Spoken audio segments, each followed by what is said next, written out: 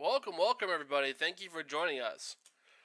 Today we have a very special episode of Magic Talk with Toad. We are joined by our friend Foster, who has been doing value vintage stuff a lot longer than we have. Hello. Hello. So tell us a little bit about yourself, Foster.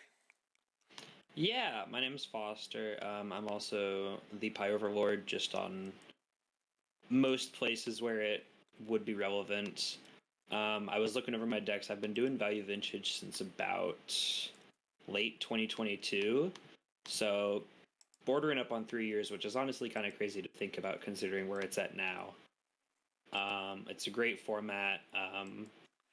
Definitely just like one where, the longer you're in it, the quote-unquote better your brews get, because you just have more knowledge about what the format actually looks like and what you would need to plan for, compared to some of my old lists where I was just like, hey, I like this standard list. Let's see if I can port it over to here with the worst mana base. Oh yeah. So what decks are you playing currently, before we get into this? Sure. So currently my main brew is a Maria Paradoxical Outcome list. It's basically just sort of a... I don't want to say Cheerios, because it doesn't run the zero-cost artifacts, but it does run artifact reducers and Maria, which is a mana producer with your artifacts, to just basically chain through the deck with a bunch of artifacts that just say draw a card on them. The goal is to typically play a Paradoxical Outcome to bounce everything back to your hand, draw most of your deck, and then build up a high enough storm count to where you can wish for...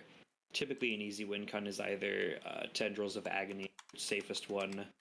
Grape Shot's good for just if you do have a high enough storm. And then there's also a couple other nicher options depending on what the board state looks like at any given time. Outside of that, I'm working on a couple decks. I'm working on a Bant Nadu list, a blue-black Asmo Tezzerator list, and then just some of your typical budget vintage lists, your High Tide, your Burn, stuff like that. Okay. Drew and I have been in this format just this year. Well, Drew has kind of been around the fringes since he knows people like you who are in it.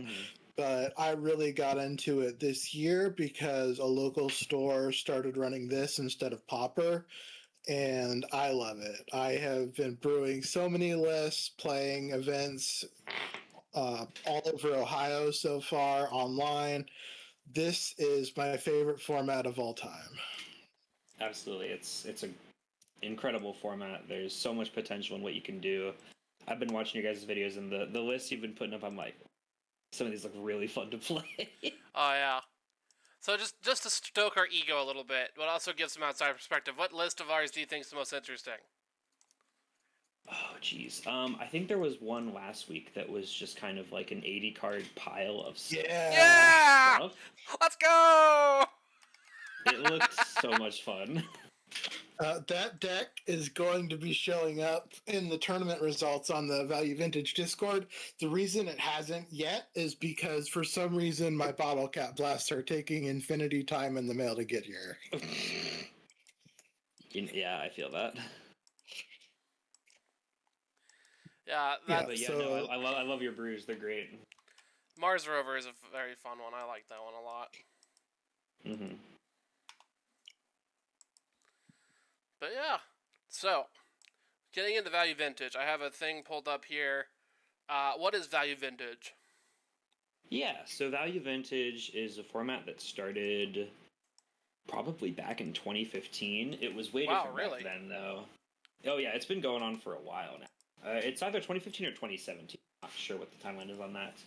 But way back when, it used to be on MTG Goldfish, and prices were $25 instead of $30. So the decks were a lot more restrictive and just a lot different, especially with how much card quality and card reprints we get nowadays. But basically what it is we use Moxfield for deck building because it is an established format on there. You have a $30 budget, you use TCG Player market pricing, and then the way you do that is TCG Player, if you're building a deck, has a very useful button called Update to Cheapest, because when you're playing Value Vintage, it doesn't actually matter which version you're playing. It only counts the cheapest version that is currently legal. So it's another thing that's nice about the format is you can bling out your decks while still being under the $30 limit. Like, for my Mario list, I have like a Masterpiece Paradox Engine in there. Holy cow! But Paradox Engine itself is under $7, so it's still a playable card. Yeah. I've got Secret Lair cards, I've got Strixhaven Mystical Archive foils, I've got pre-release foil Get Rog Monster in one of my decks. So if you like blinging out your decks, you can definitely do it in this format, even though technically the value of your deck is $30. I've seen people who have foil Mercadian Mass Dark Rituals, foil Mercadian Mass Brainstorm. Like, you can build a $2,000-$3,000 deck in this format, and it'll still be $30 playable. But yeah, in terms of coming into the format, I initially am just predominantly a Commander player. So coming over to the format was definitely a different experience. Well, that's not entirely true. I like played Standard back in like 2015, 2016. Kind of around the time when, you know, Kaladesh was out. Sets like Shadows over Innistrad, Eldritch Moon, Magic Origins. That was around when I started, and Standard was the format to be playing. But once things kind of transitioned over to Commander, that's where I went to. And then coming back over to this, it's definitely just a different style of how you need to actually build decks. Compared to Commander, you know, we have, instead of being a singleton format, you're on 4 EVs of cards. Except for, you know, Vintage having the restricted list where there's some cards you can only use 1 of. Obviously, it's a 1v1 format, so you're only playing against 1 player. Matches do start, you know, you start with 20 life. You have to, it's a best of 3 format as opposed to just 1 Commander game. And one of the best parts is you get a sideboard because you can't check for everything in the main decks. You have to, you know, play some answers. Yeah, where Drew and I are at, we have a lot of people coming in from Commander, and we also have a lot of people coming in from Pauper and Standard. And so it's kind of fun when you throw both of those groups in the same tournament together with some loner decks and just see how they play.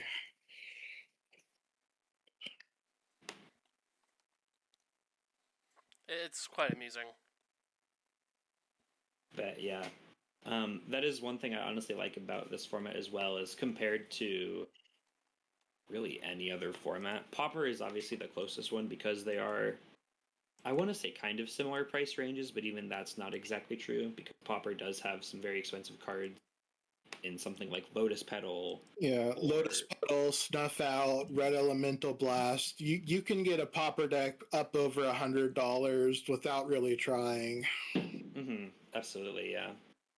Whereas in this, you know, your decks are $30, so that's kind of your restriction in deck building as compared to Pauper being only common. But you have access to much better cards. You get better mana bases, you know, better removal, better threats. And even then, we still do see, like, some Pauper playable cards. Like, we have Tolarian Terror decks. Burn is still a thing. Affinity is still a thing. We just have better affinity creatures. Yeah. Although we do miss out on some of the Pauper staples like Galvanic Blast and things like that.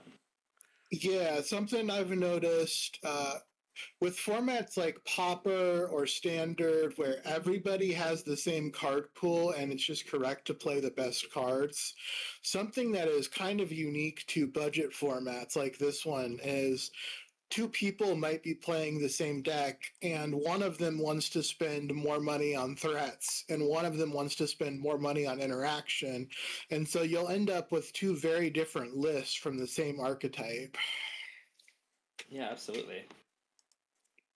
We've definitely seen, like, think of an initiative deck, because there's so many viable initiative creatures. You can run them in multiple different colors. You can do green-white initiative and sort of bump up a bunch of hate bears.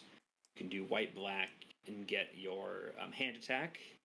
You can do green-red and just run a bunch of mid-range beaters. You can even do Naya initiative and kind of combine the 2 of green-white and red-green. Obviously, it does make your mana base a bit worse, but with all the Commander decks they keep printing, we just kind of getting reprinted good lands and they becoming cheaper, which always helps. Yeah, initiative is a good point to segue to one of the other features of this format, which is when cards get banned in Modern or Standard or Pioneer, those cards actually get better for us. So if you like to play with cards that people might see as problematic, then we just get to use all of them. So this is a Tinker format. This is an Initiative format. This is a Nadu format. Channel. Well, yep. I guess Channel's not really legal to begin with, so... Although it is... There's a lot of cards where you only really get to play them in Vintage, and some of those cards are very expensive, and some of those cards are very cheap because you don't get to play them anywhere. So we have Channel, we have Balance, we have Tinker, are cards that you really don't get to play with anywhere else, but you can run a single copy here, or you can play Grief here. Red Black Scam is totally still a deck in this format because Grief is $1.50 now. And like, it's crazy to think about. It's like, for those watching it, some of you might understand, some of you might not. And Foster and Toad, I know, definitely understand. Some of those like cards where you can't play them anywhere else are really fucking fun. Mm-hmm. Absolutely. Like, you've seen some of the gameplay, but like, I'll just balance out Toad randomly, and just that's not something you can do anywhere else. Yep. That's also, a thing I live for. And if, Commander players, you can still play Sol Ring here. Yeah, if you're coming over from Commander, then stuff like this might seem oppressive and unfun, but when everybody comes in with the understanding that that's the kind of format this is, and everybody who's playing a deck, at least if your deck is like built for this format and keeping the meta in mind, everybody's going to have stuff like that in their deck. Everybody's going to be doing something really absurd and really fun, and it's just, you get to see interactions that don't happen anywhere else. You get to see interaction, period. Yeah. Yes, yeah. But yeah, do you guys want to kind of just like run down the line of what are some popular, maybe not decks specifically, but just archetypes in the format and kind of what those all represent? Yeah. Yeah, so... one thing that we have in this format, which is really common, is we have cascade lists that are using Violent Outburst and Shardless Agent usually. And there's like 4 or 5 different decks that use that engine. You have Living End, Hypergenesis, Restore Balance, Rhinos is the big one. So if you like to exile Spirit Guides and Cascade on turn 1, this is a format for you. There are some really good graveyard decks. We have a version of Oops All Spells that kind of fades in and out of the $30 mark that people play. We've got some dredge lists. We've got Hogak is a deck here, and it's just totally not a problem for this format to have Hogak in it because everybody has every artifact graveyard hate piece ever printed. Rest in peace. Totally fine. Reanimator decks are always playable. Yep. Like we were mentioning earlier, Rescaminator as well. Yep. You get the scam, you get to play Life Death instead of Reanimate, so 1 more mana, and it's a 10-cent card or whatever. So Cave Trolls, Oliphants, Genericents, those guys get reanimated all the time in this format. There's burn decks and burn adjacent decks like blue-red or red-black or mono-red Prowess. There's all kinds of blue control. We've got Bant, Orzhov, Esper, mid-range. We've got like any control shell or mid-range shell you can imagine from any other format. There's probably a version of it here.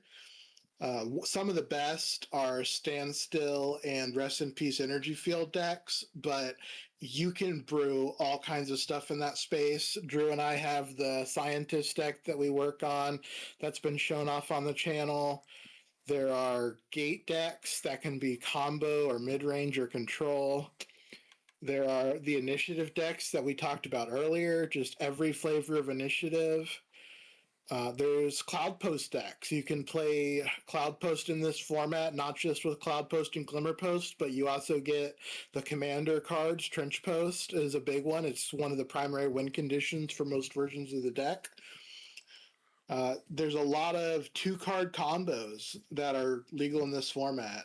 So if you have a 2-card combo where one piece of the combo costs like $2 and one piece costs 25 cents, since the Popper ban for Basking Brood Scale, that's a deck that people have been playing in here. Mm-hmm. The Sadistic Glees are down to $2, and we also get a card called Ghost Lantern, which is basically the same thing, but as an equipment with a raised dead on it. And then we've got big turn combos where you want to take one turn and just play a bunch of spells. The flagship for that would probably be High Tide. Mm-hmm. Classic Popper deck as well. Yeah, there's a lot of decks in this format that are Popper decks plus some rares or uncommons. Like the Basking Brood Scale deck was a Popper deck, and then it got banned out of Popper, and a lot of people just changed the mana base and ported it over. This is Hymn to Turok. Yeah. Because they have, they're missing things that we run, like Cloud of Fairies. There's some Daze decks in the formats. We have Frantic Search, Gush. It is kind of pricey, but some decks can run a copy of Gitaxian Probe if they really have budget. Yeah, it's a card that I've seen show up. A lot of the blue tempo decks and mono blue combo decks. The core of the deck only costs like $15 or $20 if you're playing Spirits or Merfolk or High Tide. So people get really crazy with the tech pieces they use for that last $10. I've seen High Tide lists running a Singleton Flusterstorm in this format. I know there's a point with people running one of Mental Misstep as well. Yeah. And then, my advice, yeah, go ahead, Drew. Of course, there's the one of Paradox Engine. I'm sure you're running. Of course. I think I'm the only person doing that. Yeah, well, I'm actually pretty people who talk about the deck, but yeah. My advice to people who are gonna be porting decks from other formats: try not to make a budget version of a deck from Modern or whatever. Like, don't cut all the expensive cards and just replace them with bulk cards. The best way to build decks for this format is to build better versions of decks from other formats. So, like, your blue tempo deck gets to play Brainstorm now, or Daze now. Your Popper deck gets to have actual dual lands in the mana base, not alpha ones, but just actual Island Swamp, Sunken Hollow dual land type cards. Your Modern deck gets to go back to playing the cards that got banned out of it, like Grief or Nadu or whatever. So some decks just can't be ported over. Like, I don't think you could port Primeval Titan, Summer Bloom from Modern. Just all the cards in that deck cost too much money. Some decks, I've seen people try, but like some decks, like the Basking Brood Scale combo, like High Tide, they just port over to this format effortlessly. And instead of swapping to cheaper versions of stuff, you're almost always swapping to higher power versions of stuff. So you're adding the banned cards, you're adding the uncommons and rares to your Popper deck. So if you can take a deck from another format and make it better, that's probably going to be a playable deck here. Some other standouts from Modern that do see play in the format: Up the Beanstalk decks are super popular. Some blue-green control decks get to run Uro. A lot of blue decks that are sort of tempo-based will run Treasure Cruise. There are a couple Skullclamp lists floating around. Oko Thief of Crowns is one that sometimes sees some play, just because it is still such a powerful card. Another thing we get that Commander players obviously would know something about, and Modern players as well, actually, is we do get access to some of the companions, partially through sometimes actually building around them, like a Laris deck. But even some decks will just incidentally get to play a companion. Like, if you're not on a creature list, you would get to run a Gigantha just because you can. You can make red or green, and you don't really need anything else for it.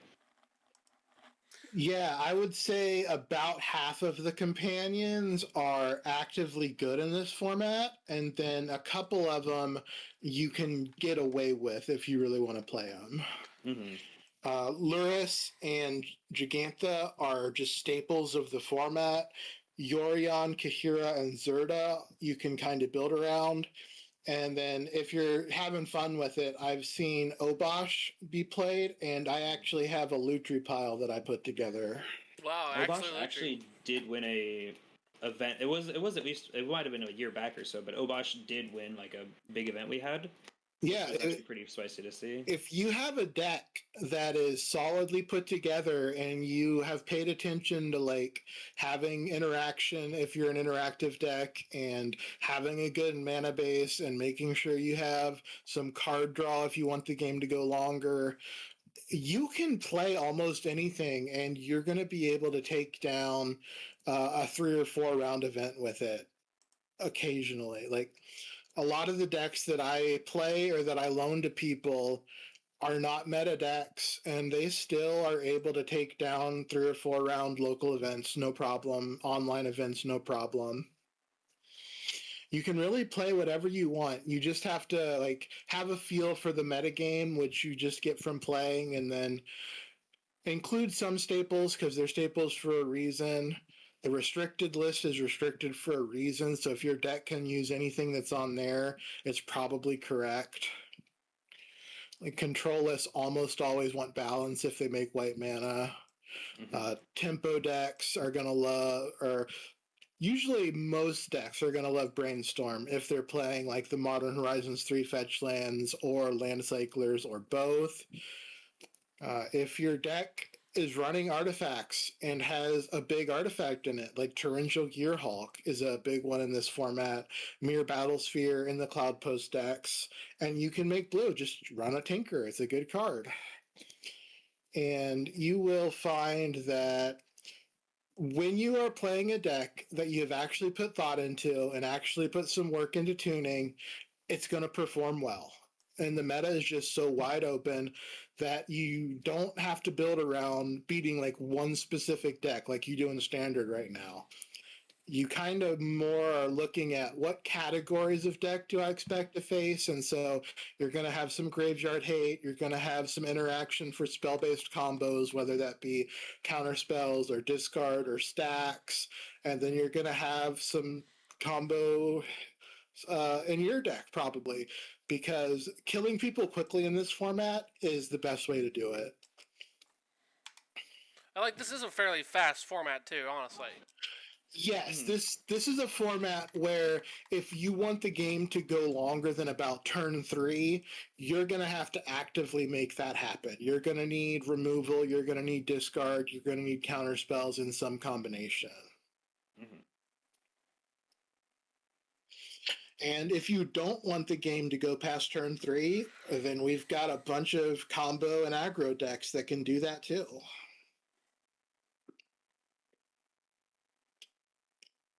This is a format where you can have 2 grindy control decks playing against each other for 45 minutes, or you can finish 3 games of a match in 10 minutes, just depending on what people want to bring. Yeah, it's great. I love it. So yeah, so we've gone over what value vintage is. We've gone over kind of the history from it. We've gone over the restricted lists coming from Commander. Meta's wide open. What else do we want to talk about? There's definitely some decks that I think could only exist in this format, partially just due to, ban list in other formats, but also just partially due to kind of the play styles of other formats. A main one that people have been working on a lot is Channel Mirror, which just uses cascade spells like we were talking earlier to get into the restricted card channel. And then you cast a Lich's Mirror, and then you just kind of abuse the rules of Magic to eventually kill your opponent. Yeah. I still don't fully understand how it works, but I do know that it's just kind of a terror to play against, and you just hope you have the counter It is spell. very fun. It is a deck that can win on turn 1 but it is also a deck that if you really don't want to lose to it, you can make it so that you're probably not going to lose to it. Just max out on Spell Pierce and Daze and Foil and Vexing Bauble and all the good stuff.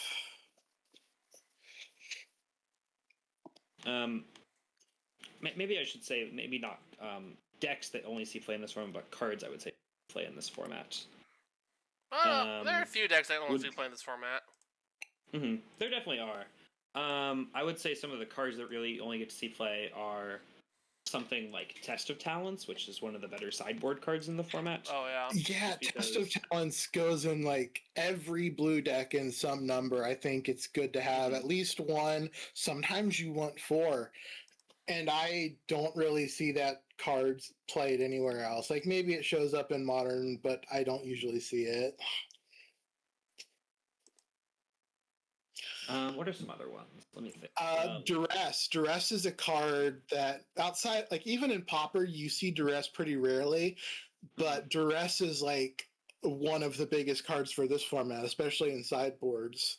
Absolutely, and it doesn't really exist in Modern or Legacy or regular Vintage because you just play Thoughtseize, but this format loves its Duresses. Standard plays Duress. Duress doesn't go on Vivi deck, so it doesn't see Standard play. You got a point there. I can argue with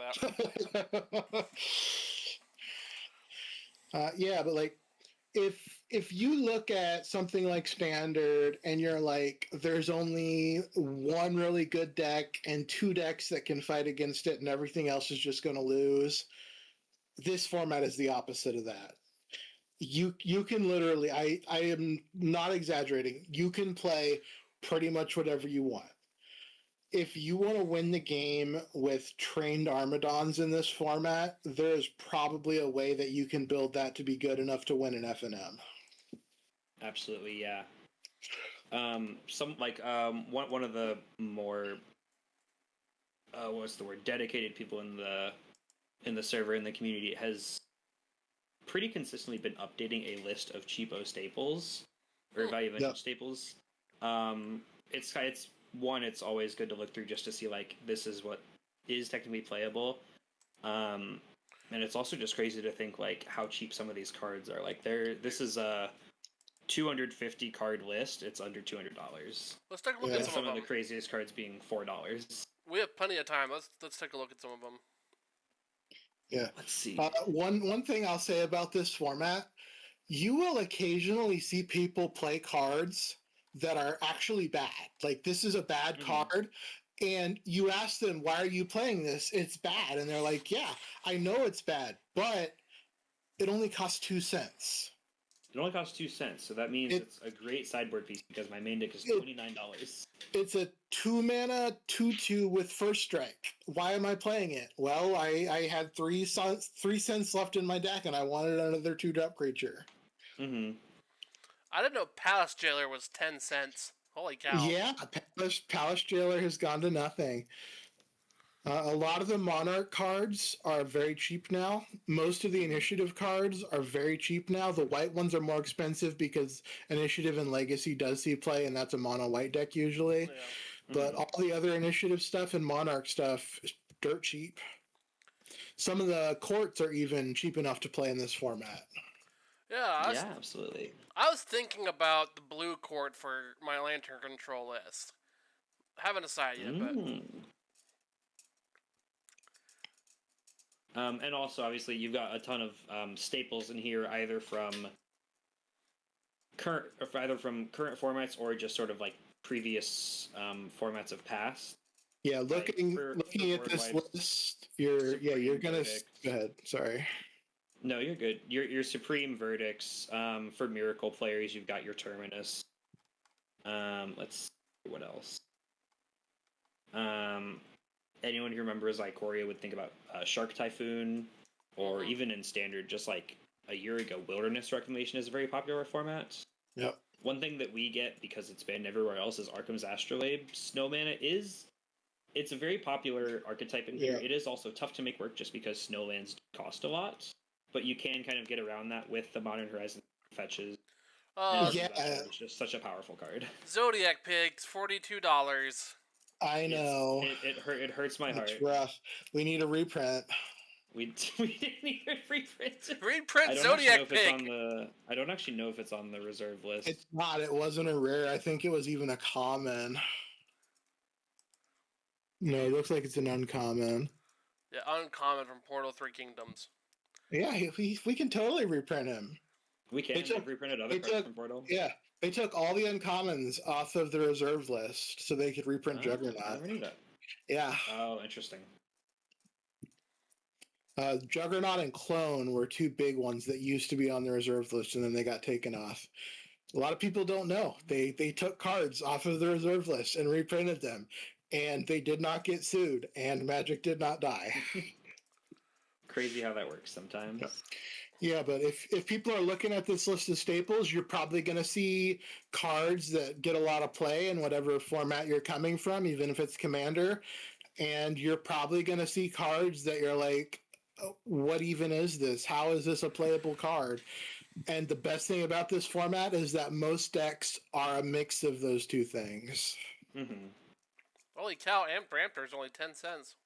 Yeah. Oh, yeah, it's crazy. I'm building a red-black energy deck, probably. That's one of the things I'm going to add to the battle box. Darcy, my beloved. Good to see Darcy. Yep. Darcy, always a classic. Aether Vials, because of Mystery Booster, is down to $3, which is crazy for all the Merfolk players out there. Yeah, I have a buddy, Drew, and I have a buddy that's building Merfolk right now, and he's like, I get to play Aether Vials, and it's awesome. Collected Company is another one from Modern that has been showing up here. That's not in the list, but it is definitely a card worth mentioning. Absolutely. One I do want to point out is just one that specifically someone in the community, Benvy, has done a ton of work on, is Pyre of Heroes.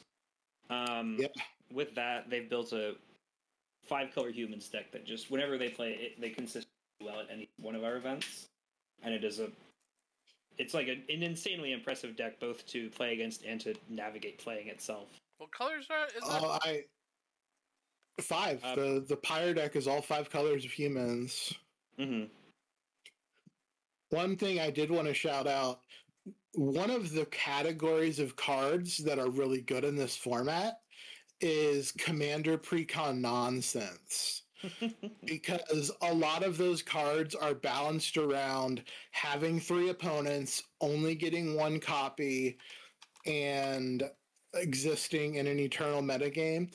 So some of these cards, if you only have 1 opponent, like the voting cards, usually just do exactly what you want, because you can't lose the vote. You can only win or tie.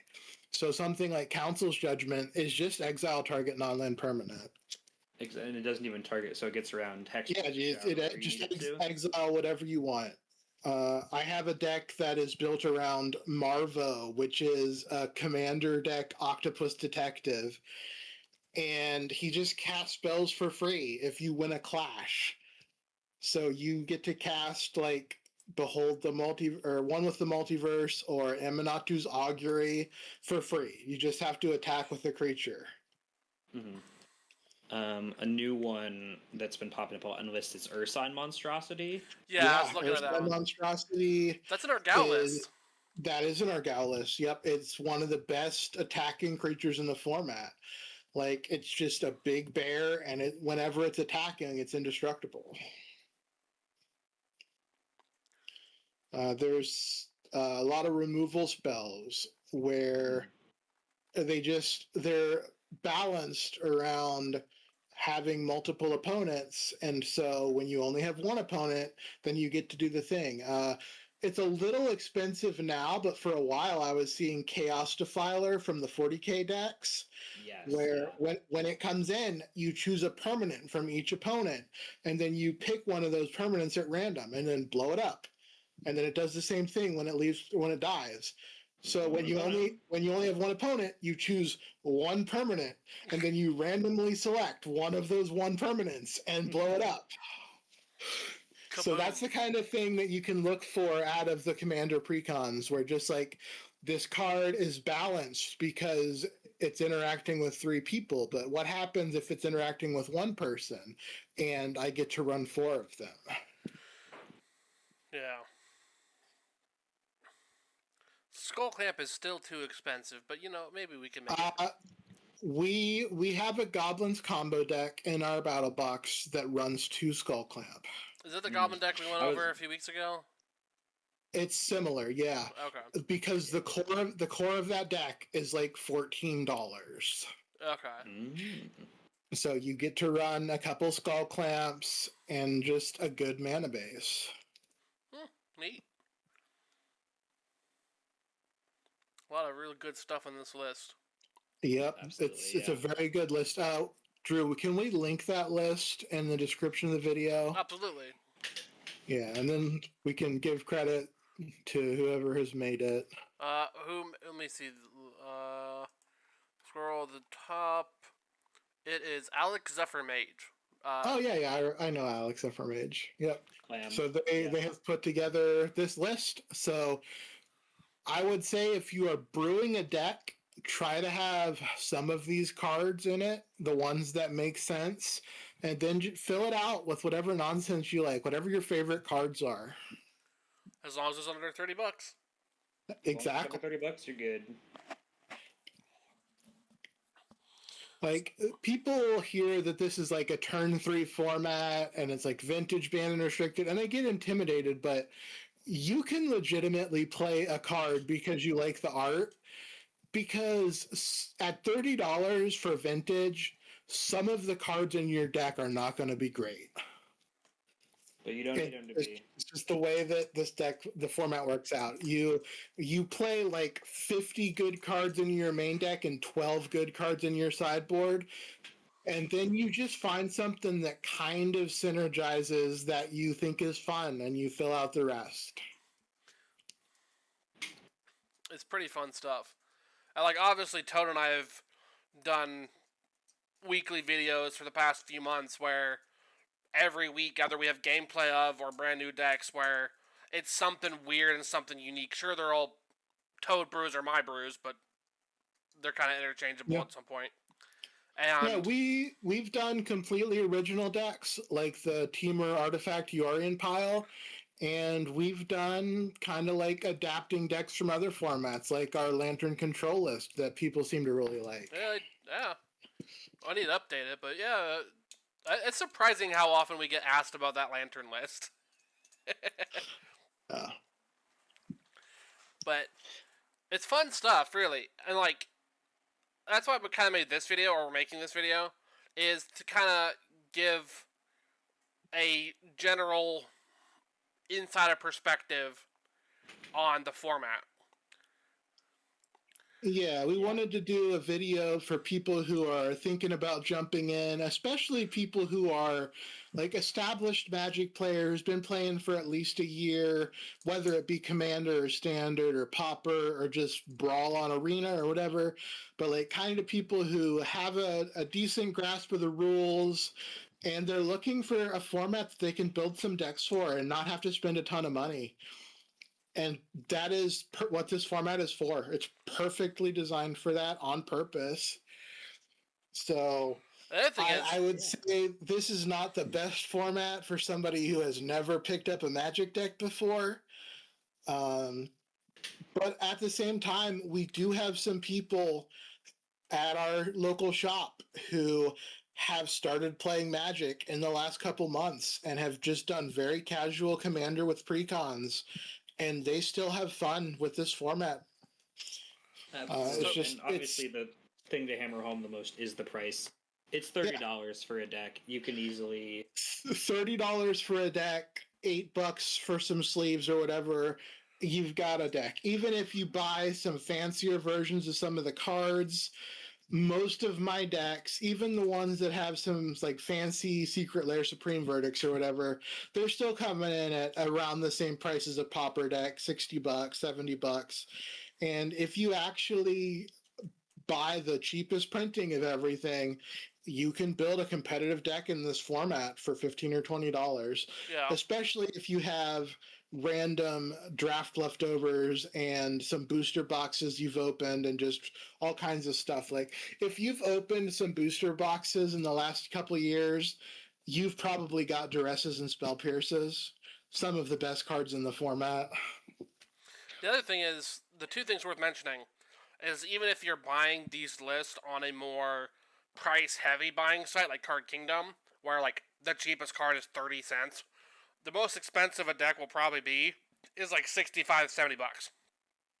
Yeah, Which, I usually do like I'll do a big Card Kingdom order every couple of months and get like $100-$120 of cards, and that is to let me finish 6 or 7, 8, maybe 10 decks.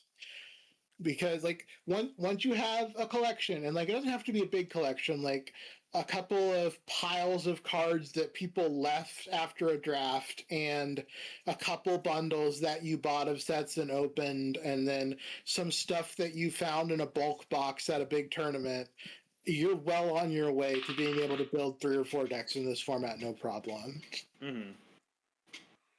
And I mean, one thing I will say is once you start playing the format for a lot, you'll kind of notice that you just keep picking up the same staples, and because you have so many of them, they're swapping decks as well. Like 4 Soul Guide Lantern, 4 Test of Talents, 4 Artifact or Enchantment Hate. That covers most of a sideboard. I think probably half of my decks have some combination of Duress, Spell Pierce, Soul Guide Lantern, Sorceress Spyglass, Swords to Plowshares, and Lightning Bolt. Like, if you have a set of each of those and none of those cards are expensive, like Swords to Plowshares is around $1, and then the rest are like 50 cents to less, then you have like the core of a bunch of different decks. yeah. Lose Focus is a good one to pick up if you're getting into this format. Doesn't see a ton of play in other formats. I guess it's fine in Pauper, but Lose Focus is one of the best counter spells that we have here, and it's 10-20 cents. The other thing worth mentioning, if you want to get into Value Vintage, and I'll link both the Discord and is there an official Value Vintage website? We have a wiki. It's not super well updated. Yeah, you can link it, but it's kind of a just skim it for fun kind of thing. It's not super detailed or super useful for people who are not already in the format. I'll put a Discord. There we go. I'll copy this and show it off for a minute. And does this have the Discord link in it? You know, that's also a good question. There's a chance it does, but it might be wrong because I know we've had issues of... I would recommend generating a new one. Yeah, generate a new Discord link because they were just talking about fixing it a couple of days ago. All right, cool. But yeah, so this is the website. I'll link this. It's not very robust, but it's there, and I'll put a new link to the Discord in the video. And the other thing I wanted to mention is that if you want to get into Value Vintage, besides for building it in paper, because like let's say you don't have anyone to play with in paper, because like some people just might not want to play with you, which sucks, but like it's whatever. You can build multiple decks and like offer them for players to play with you, which is what Toad does. We had 10 decks in our collection. Now we're going up to 21. Right? We currently have 23, and my goal is to have 30 by the end of this month. And that sounds like a ton of money, like $30 decks plus sleeves is like $1,000. I think I've only spent like $250 since I got into this format, and some of that wasn't even for stuff for this format. And like, the cards are so cheap, and if you have a bunch of old random commons and uncommons laying around, you have most of the decks. Yeah. The other thing I wanted to mention is there are other ways to play Value Vintage. And there are tournaments in the Discord that are on Cockatrice. We have a couple of different sites. Cockatrice is one that's the freest one. You can do Spell Table. It's not a super popular option. I do wish it was more popular. Magic Online is also relatively popular. That one's also nice just because you can get either Card Hoarder or somewhere else. You can get loaner accounts, which come with 7 tickets. That's usually enough to buy one deck, sometimes two, depending on the deck. Yeah, I'll also say that there are some card rental services for Magic the Gathering Online. I pay like $14 a month, and I can get up to 120 tickets from Mana Traders. If you do choose to use one of those, use your due diligence on which ones are most reputable and figure out which one is the best value for you. Cockatrice is free. MTGO does have some missing cards. So before you decide to like drop money on MTGO, make sure that the deck you want is actually available, because one of the big ones is gates. You cannot play gates really on MTGO because the most important gate, Dawn Gate, which makes all your gates come in untapped, it just doesn't exist on there yet. Yeah. But, like, if you've been watching our channel, you know Toad and I play Value Vintage on Cockatrice every so often.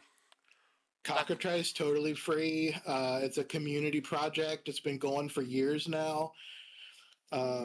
If you join the Discord that we're going to link in the comments or the description, then they will run both MTGO and Cockatrice tournaments. They just finished a 6-week-long Cockatrice League that I played in, and they're doing a MTGO tournament right now.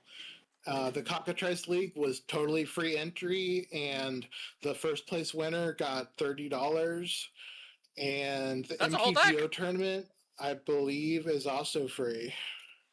$30 is a whole deck. They literally just hand you a deck. They literally said, our goal for this prize is that you buy a deck, hopefully the deck that you played in the league. But if you want to spend it on something else, it's $30. Now, the funny thing is, $30 doesn't go a long way these days. You can get some Taco Bell on your way to F&M to play Value Vintage. But it's either Taco Bell or a deck. You can't have both. Yeah, it's rough. Back in my day, you could build a $25 deck and spend $5 on Taco Bell and get 3 burritos and a drink. Have you all had the new Baja Midnight yet? No. Oh, what is it? It's the new Baja Blast flavor. I don't know what flavor it is. I just know it's the new Baja Blast flavor. It's purple flavor. It's purple flavored. I want to try it one of these days, but I digress. It looks like passion fruit. Interesting. Okay, that sounds interesting. I might try that. Yeah. Anyway, so yeah, Drew, if you want to link to my bookmark for our battle box, it's up on screen in the right video. now.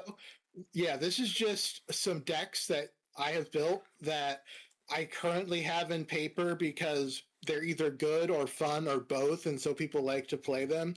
Like, some of these are super serious tournament decks, and some of them are a Phyrexian themed deck. Like, it's just you have whatever you want to play.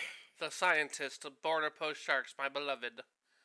Yeah, we actually have 2 copies of The Scientist because I built one, and then Drew was like, this is so much fun, I'm going to build another one. Yeah. So we're going to have 2 copies of this deck in paper. I want to take it to Atlanta in a month or so. Yeah. I will see you there. Yeah. Have you seen The Scientist list yet? I don't know if I have. Shoot it my way. Oh, for sure. It's one of those lists where we mentioned where it's a value vintage only list. Mm-hmm. And it's blast. Yeah, it's a Tinker deck that actually gets to run extra Tinkers because they made a new Tinker for vehicles and equipment. Mm-hmm. Mm-hmm. And it turns out that Shorikai is a vehicle and Batterskull is an equipment. Crazy how that works. Yeah! Oh, this does seem very cool. Yeah! Seed Shark and Border Post is definitely a good combo. Yep. So is Monster Hunter. One of the Cockatrice League weeks, I got undefeated with this deck. Hell yeah. This is one of our channel's babies. We love this list. Yep. Nice.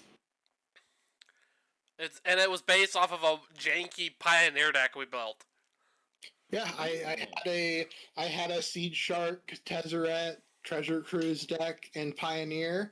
And like I was saying earlier, try and take a deck from another format and make it better. So when you take that deck from Pioneer and you add Tinker and Balance and Monastery Mentor and all this, it just gets absolutely wild. Well, technically, it could have had Monastery Mentor.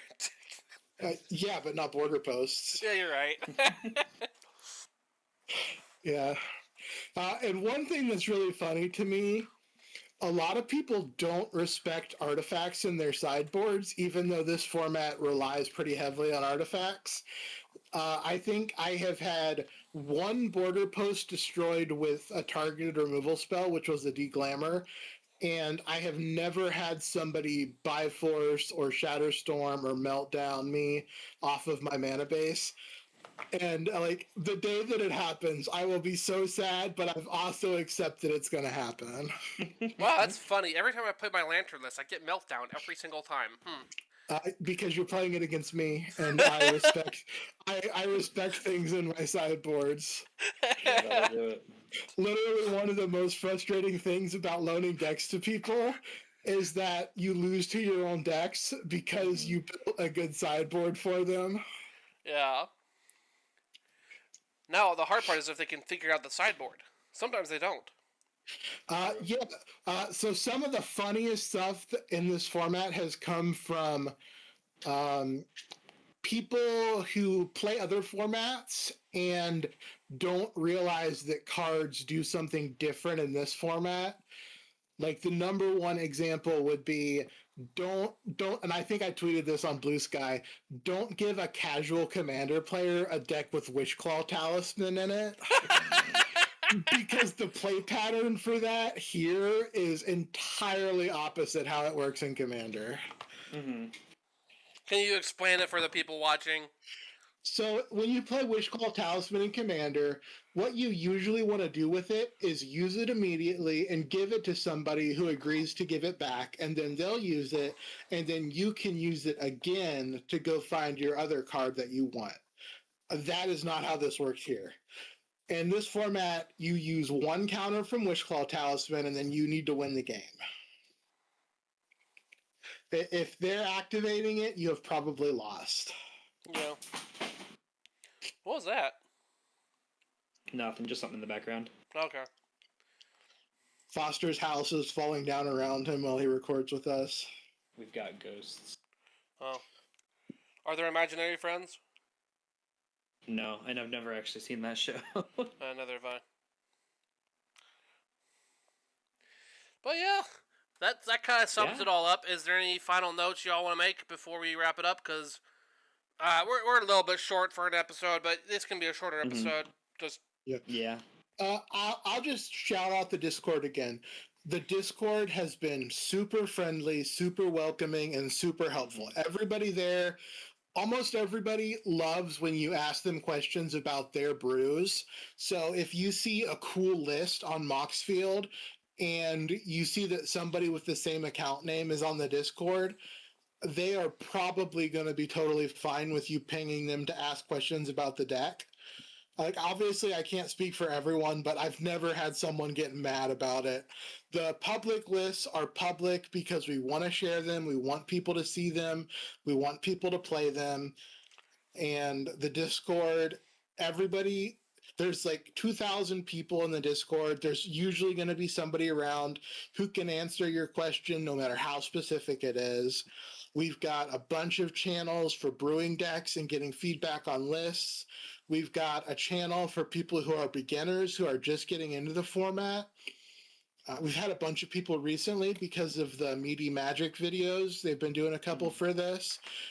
We've had a bunch of people who come in after big tournaments in the Midwest where the founders of the format go and play, and they set up a poster that talks about value vintage, and they have loaners, and people play one game and they're hooked on the format. they have a big spinny wheel that's legal in some states and not legal in other states.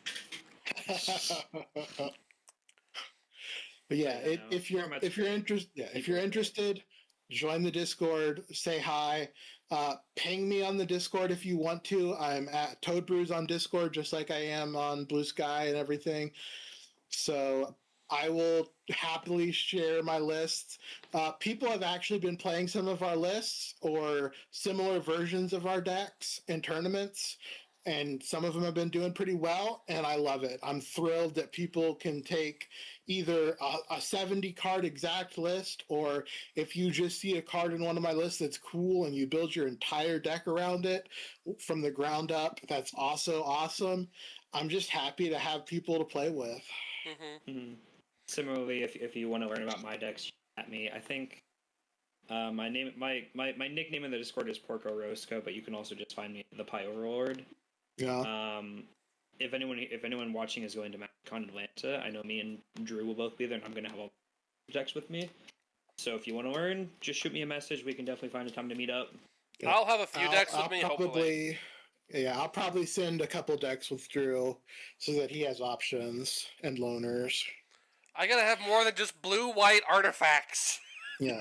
I would say something we haven't mentioned. This format is one of the best formats for just loaning decks to strangers. Because unless you have like super blinged out your deck, if something gets damaged, you're down like $1. And worst case scenario, somebody just takes the deck and walk away, you're down $30 or $40. But like in Magic, $30 or $40 is nothing. Yeah, that's a Commander Precon. That's an unaltered Commander Precon. Precons now cost more than that. Like, if somebody took your completely stock Commander Precon that was in your bag, you would obviously be upset about it. It's probably not going to make you quit Magic. Whereas if somebody takes your Legacy deck, that's like thousands of dollars that you probably can't just go and rebuild immediately. And I will say, don't worry about people stealing stuff. I've loaned stuff to people at like 3 or 4 different shops. The decks always come back at the end of the event. But yeah, thank you very much for joining us, Foster. Absolutely, thank you for having me. Yeah, more than gladly. Thank you. You've been a great supporter. You've been a good friend. So I really appreciate it. Is there anything... Hell yeah. We gave our final notes, but anything else you all want to say? Anything you want to push, promote, whatever? Not really. Just push the format. Yeah, like the video, subscribe if you want to see more Value Vintage content. We're doing 1 video a week, and right now it's all Value Vintage. Maybe some Pauper in the future, but not yet. And then if you have decks that you really like, either of ours or not of ours, and you want to see them in a gameplay video or a deck tech, shout them out. Let us know cards that you want us to brew around. I can't make any promises about when what we'll get to, but I always am appreciative of feedback from people on that. Except for Possibility Storm. I asked about Possibility Storm weekly. I never get the list. It's not going to happen. It costs too much. If it goes down to $1, I told you I would build it. Huh? How much is it? It's like $2. Yeah, it's the Possibility Storm. It's the other half of the combo. Is the expensive part, like the knowledge pool or whatever. Knowledge pool's like 8. Drannith Magistrate's like 14. Yeah, Drew was like, "Well, how much is Drannith? It's like $3 right now." I was like, "No, it's 12." And he was like, "No, it can't be 12." And he went and looked it up, and it was like 12.25 exactly.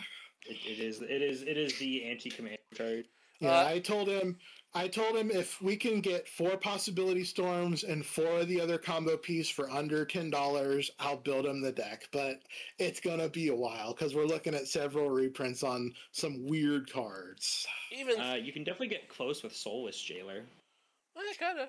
It does hit you too, which kind of. Yeah, that's the thing. We want it to be one-sided. So like Curse of Exhaustion would probably be the best one. Mm-hmm. But then we're looking at like a 4-mana enchantment and a 5-mana enchantment. Lavinia Azorius Renegade, only 40 cents. You're gonna make me build this deck for Drew. But you should do it. It'd be cool. 3 ball is $30. Drop. Yes, 3 ball is $30. We could have 1 3 ball and a bunch of waste. Nope, you can't run waste. Waste costs money. Shit, you're right. One 3 ball and a bunch of really beat up champions of Kaldheim basic forests. Anyway, bunch of islands you can tinker for 3-ball. I don't think you can run it because 3-ball's $30. Yeah. It's only 20. It's only 24 actually. Oh, it's only 24. Cool. So we can run a tinker and a soul ring and a 3-ball, and then our win condition can just be like some of the 6-mana island cycle creatures. Amazing. Perfect. Anyway, thank you very much for watching. Make sure to like, comment, subscribe, all that jazz. And we will talk to you all later. Bye! Bye.